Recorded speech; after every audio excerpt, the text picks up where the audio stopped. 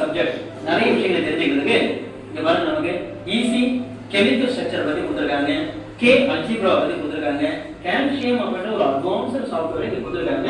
இதை நம்ம என்ன பண்ணலாம், ஃப்ரீயாவே அழகா லேர்ன் பண்ணிக்க முடியும். அடுத்து பார்த்தீங்கன்னா சவுண்ட் அண்ட் வீடியோ அப்படின்றத பார்த்தீங்கன்னா நமக்கு என்ன கொடுத்துருக்காங்க, K3B அப்படின்னு கொடுத்துருக்காங்க. K3B அப்படின்றது பார்த்தீங்கன்னா நமக்கு டிவிடி ரைட்டர் அப்படின்ற ஒரு அப்ளிகேஷன் கொடுத்துருக்காங்க.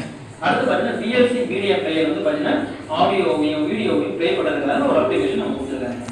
அடுத்து பார்த்தீங்கன்னா சிஸ்டம் டூல் அப்படின்னு கொடுத்துருக்காங்க. இது எல்லாம் சாஃப்ட்வேர் சம்மந்தப்பட்டதும் அடுத்து செட்டிங்ஸ் சம்மந்தப்பட்டதும்.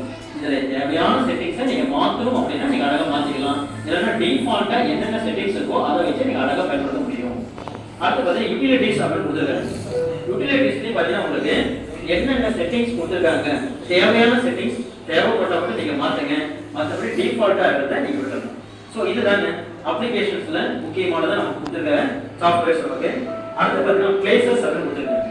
பிளேசஸ்னா என்ன, கம்ப்யூட்டர்ல என்னென்ன இடங்கள்லாம் இருக்கு அப்படின்னு பார்க்கணும். பாருங்க ஃபர்ஸ்ட் பாருங்க ஹோம் அப்படின்னு கொடுத்துருக்காங்க. ஸோ டெஸ்க்டாப் அப்படின்னா டெஸ்க்டாப்ல